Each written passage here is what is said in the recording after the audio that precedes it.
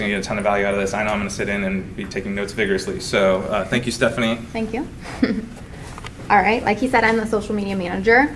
So I'm going to walk you through how to create a social media brand strategy, determining what the best platforms are for your brand to be on, how to find your target audience if you don't have that already, what the social media platform should be, what the social media strategy should be per platform, how to create content and what type of content per platform, how to measure performance, monitoring and responding to consumers on social media, along with a quick overview of the different types of Facebook advertising you can do, and some key takeaways at the end. So first, creating a brand strategy. First thing is you should be conducting a preliminary competitor analysis. So look at other people in your industry. What are they doing on social? What do you like? What can you mimic with the type of assets you have? Should you be creating more video? Are they having a humorous approach? Just take a general overview and see what you like and what you don't like to help construct what you'd like to do.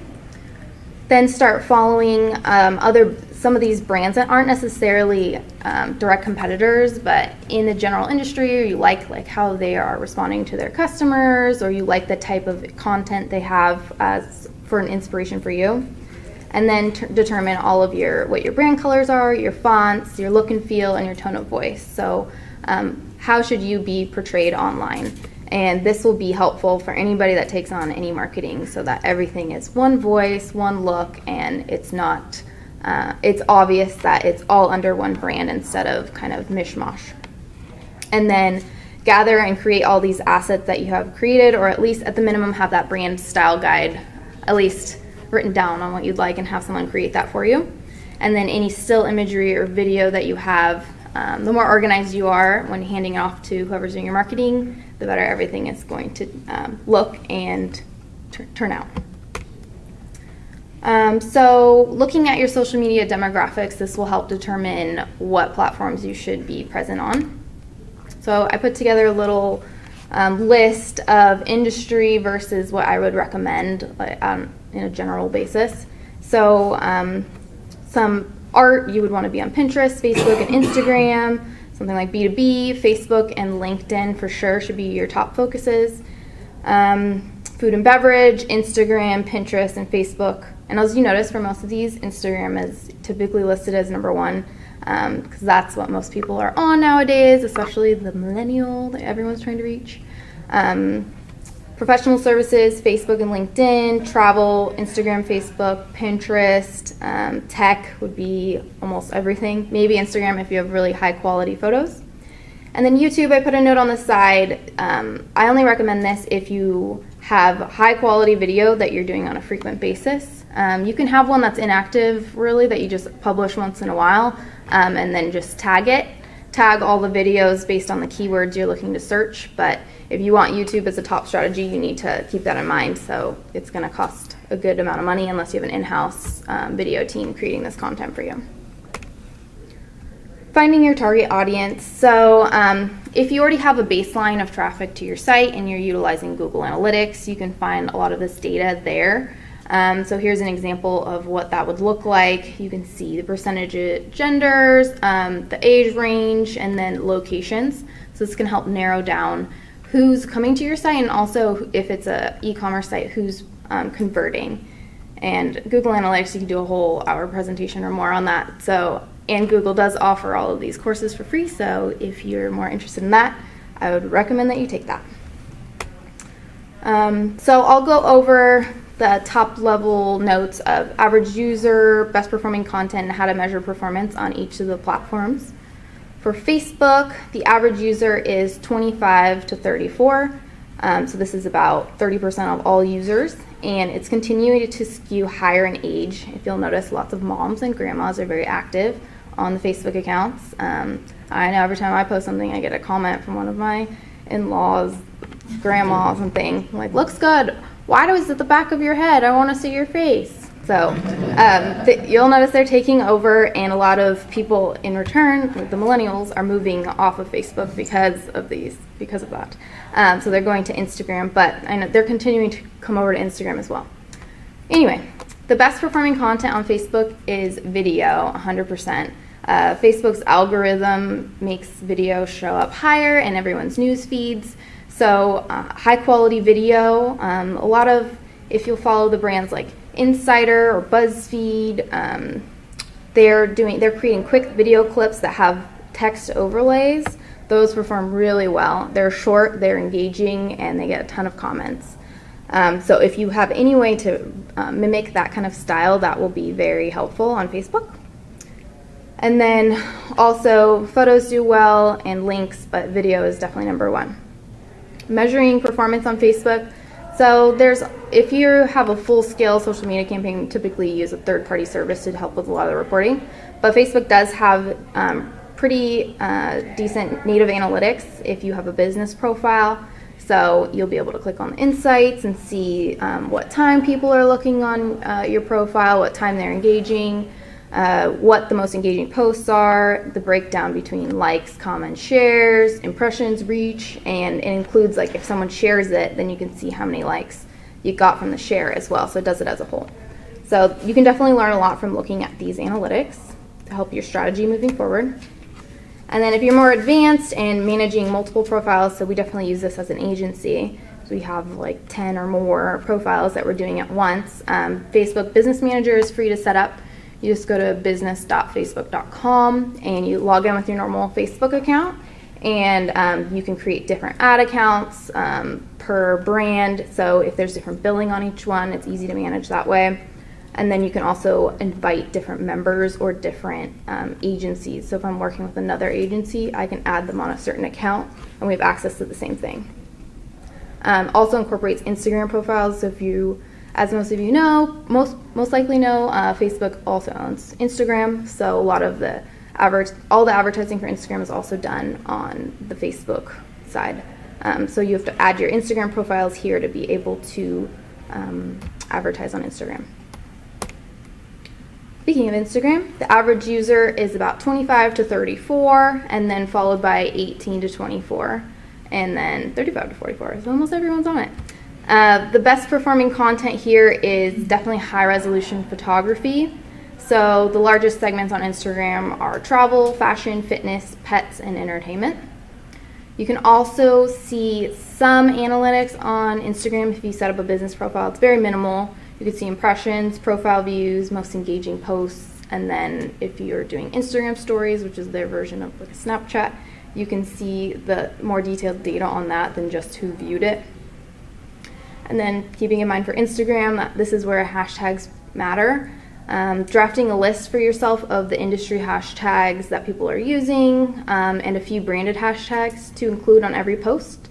I recommend doing it in the first comment so that it's easy to read and it's clean caption, and then it will usually say one comment, so someone has to click on it to be able to see the hashtags.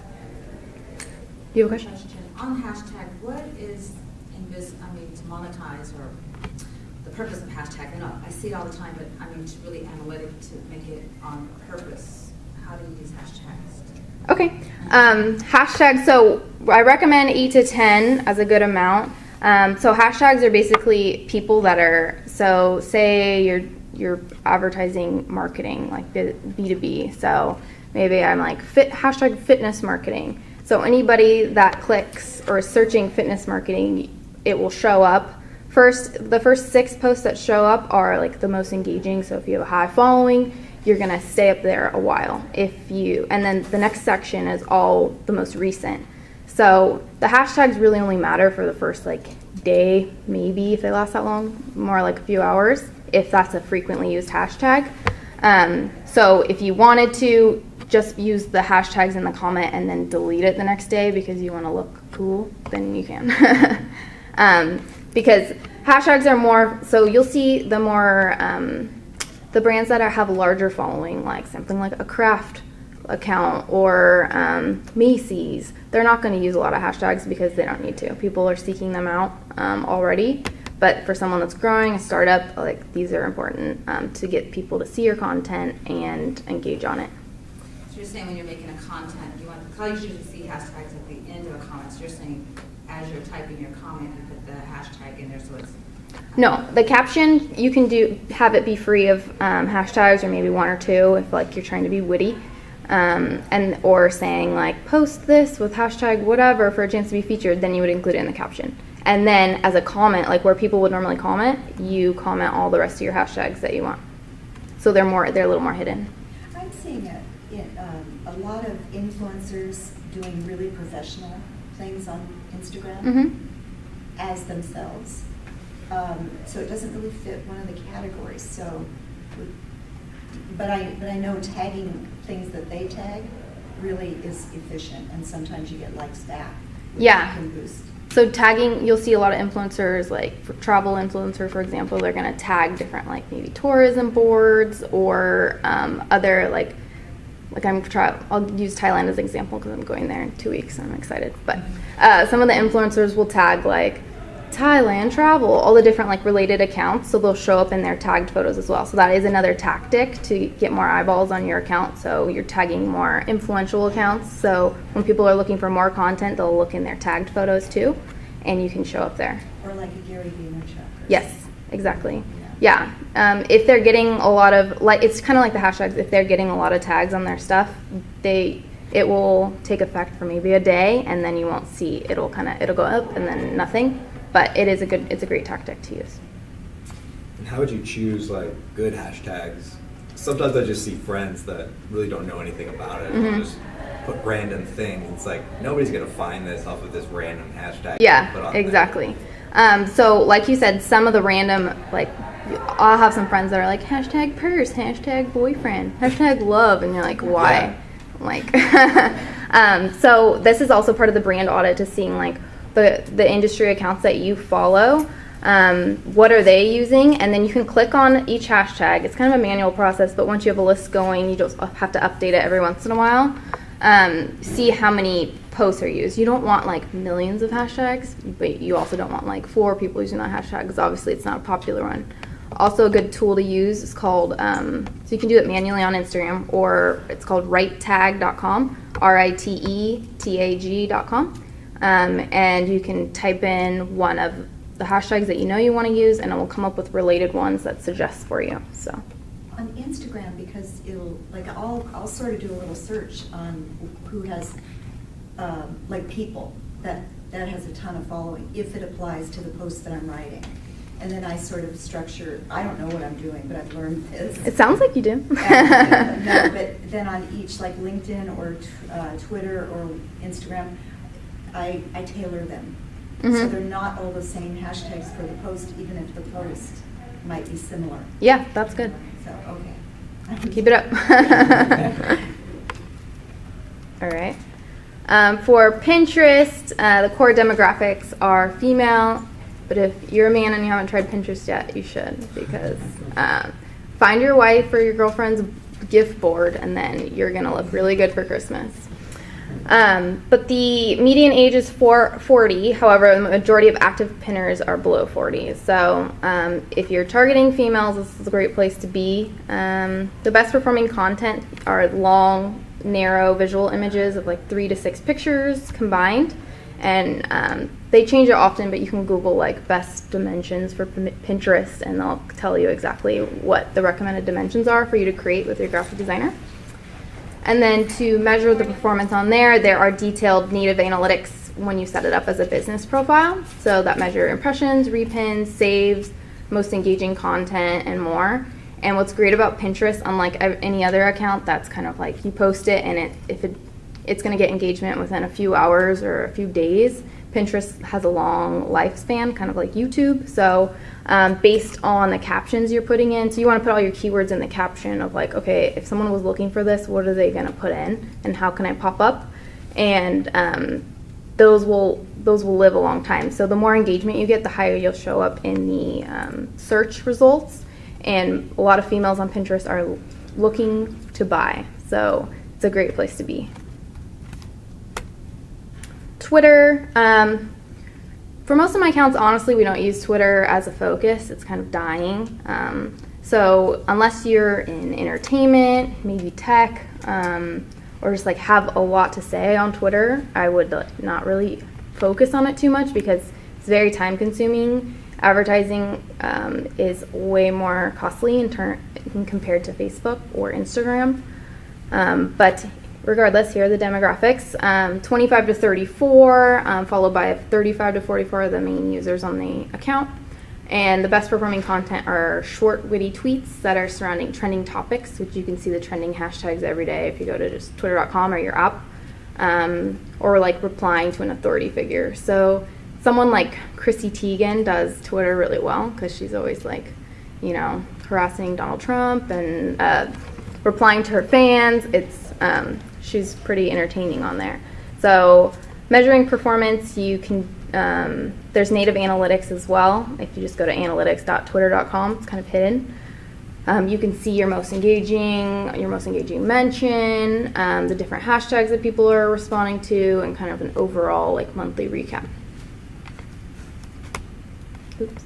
LinkedIn, core demographics are from average users 18 to 49, so widespread, but most active users between 18 and 29 because they're probably looking for their jobs and trying to build their resumes on there. The best performing content for LinkedIn is company updates like press releases, new hires, stuff like that. And if you have a company blog, this is a great place to promote it and get yourself out there on trending topics. And there's also native analytics for business profiles there. For frequency, I would recommend like 1 to 3 times a week max, unless you're a huge company and you have a lot to say, then you can do it daily.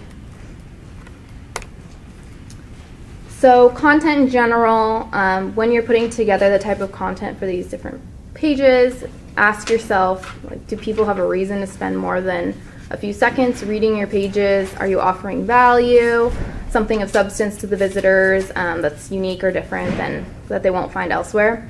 So we like to say that your content should be like 80% lifestyle, providing value, not necessarily sales focused, and like 15 to 20% can be call to action, sales focused. Because if you're following a page that's telling you to buy every day, you're gonna get over it and like, I already bought it, leave me alone. Or I'm not interested, I just wanna see your content. Ads, the call to action should be primarily done in advertising so that you're not exhausting your audience. Some tips for engagement on your content. In the captions, you should definitely ask questions to start conversations. So instead of just putting blanket captions, like incorporating, would you do this, or what do you think, or tag a friend below if you agree, something like that. Responding to about 80% of comments if they're asking questions or saying, love this, starting conversation will really help grow your brand, especially people respect brands that are speaking with them rather than just at them, and they see that someone's actually listening. It's really rewarding when a brand replies to you. And then making your social pages easy to find. So you can customize obviously when you're making a Twitter and an Instagram, your handle is your URL. So it'll be like instagram.com/marketingmaven, that's the URL.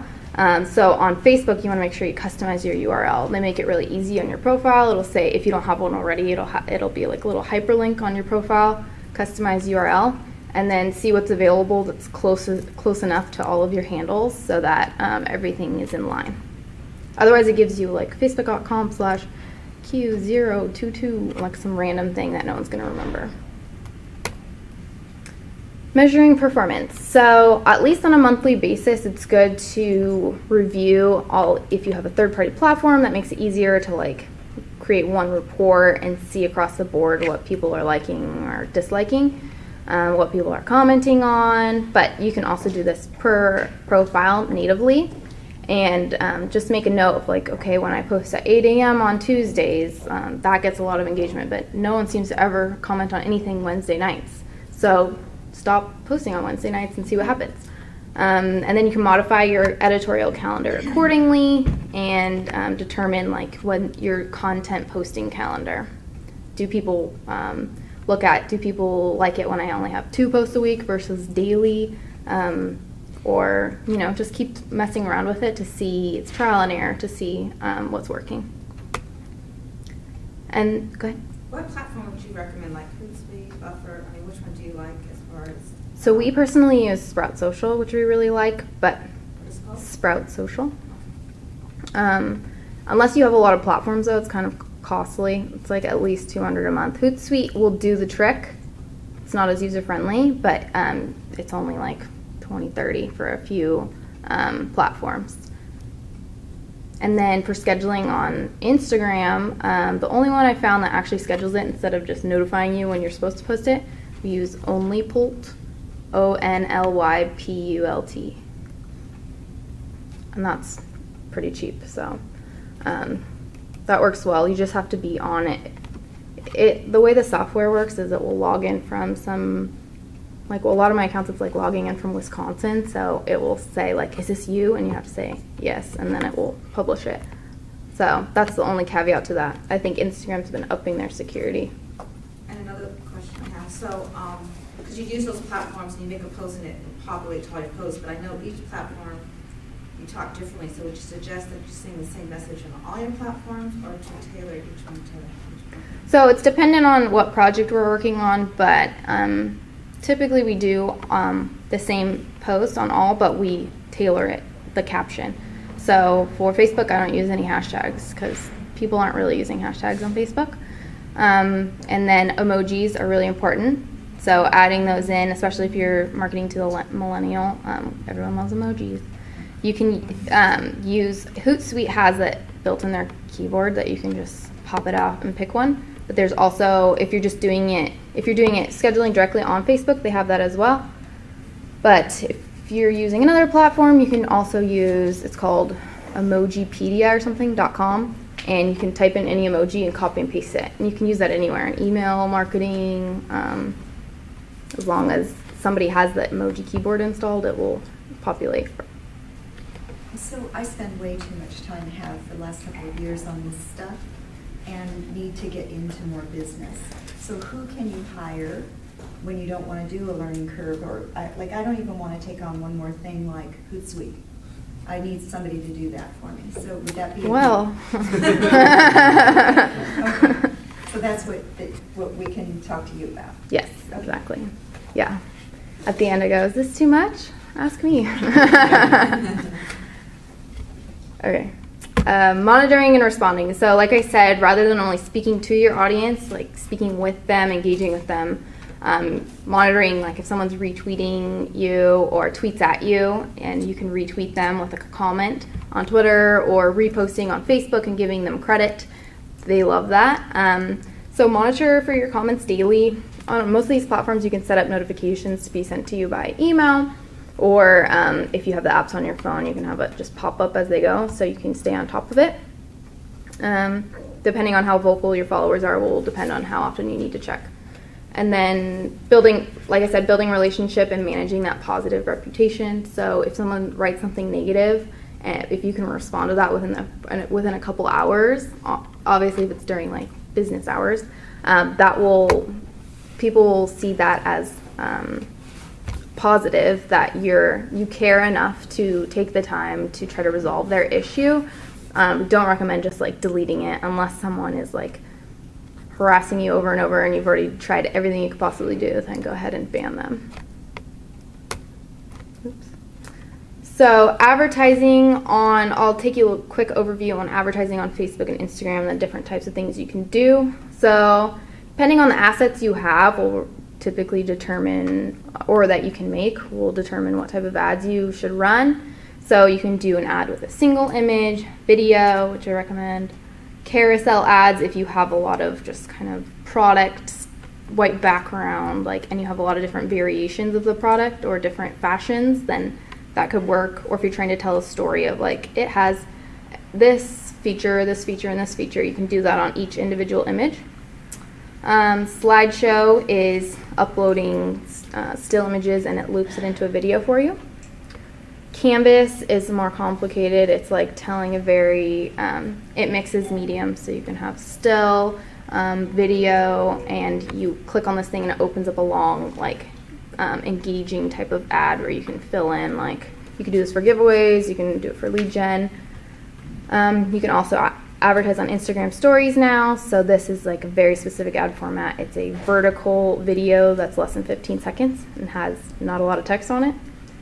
And then messenger ads are somewhat new. So for an example that people are using is like car dealership is setting up type of messenger ads where it's like message us to see how much this truck is, and then someone is monitoring their messages like very closely, like the sales reps, and they get back to them like within 10-15 minutes because that's a very hot lead and they need immediate follow-up. So the advertising process, determine your goal. Is it sales? Is it brand awareness? Are you trying to grow your following? Determine your total budget and ad mix. So you don't have to just pick one ad, and I don't recommend just picking one ad, picking a mix of them and testing to see what works. You can put a small test budget. Minimum I think they have is like $5 a day, but obviously you're not going to learn that much based on $5 a day. Anywhere like the lowest I usually recommend is like $200 a month. Then create those concepts for the videos, for the still images, carousels. Determine your target audience, so I'll get into that in more detail. Determine what your offer is, because if you don't have a call to action, people aren't going to know what to do with your ad. Review the website. Is it ready for traffic? Is it mobile friendly? That's the most important. A/B test these different ads, analyze, scale, and then you can either extend them or refresh them with different creative or a target audience. And then I'll talk a little bit about seasonality and trends and how that plays into it. So like I said, usually top objective is sales for most of my clients, but we also help with brand awareness, retail support, or just growing the community in general. So this is an example of like the type of, Facebook will ask you the type of results you want for your ads, and you click on the one and it walks you through how to set it up. So how to determine your monthly ad budget and ad mix. Here's an example of something like if I have a total budget of, what is this, 10,500, like a little over 10,000. I want to mix it up between driving new traffic to the site, so that's clicks to site, retargeting the people that are already visiting the site, because it takes 6 to 12 touch points to make a conversion. So just keep that in mind that you're most likely not going to get immediate gratification. It is a time investment and money investment that you will see in like 2 to 3 months depending on your budget. Boosted posts, so this is if you have content that you want to increase the reach on. So while you may have, say you have 5,000 followers on Facebook, Facebook's only serving that to like 1 to 2% of those 5 followers because they want your ad budget. So if you have a really important post like a sale and you want to increase the reach, I usually recommend these for more something that's not as online focused. Maybe if there's like an in-store sale or an in-person event, then like a boosted post would make sense. Otherwise, you would just want to optimize for the clicks to site. So you're paying for clicks rather than people liking and commenting. And then page likes, this is purely vanity. So like I said, you can still have 5,000 followers, but only percentage of them are seeing your content. So this is more like, I have 10,000 likes on Facebook and you don't as my competitor. But it also shows like consumers, if you're running an ad and you have 2 likes, they're not going to trust you really. So it's kind of a necessary evil. But at a certain point you have to decide like, is it worth investing more money in? Any questions on that? So here are some concepts. So creating video versus static images. So this is one of our accounts that we rarely get video. So when we do, we're excited, and we push different video ads. We do different cuts of it, testing like 15 seconds, 30 seconds, 45 seconds to see what works the best. Versus static images, we can do something like this for like a boost post, but typically static images, I've found carousel ads work better.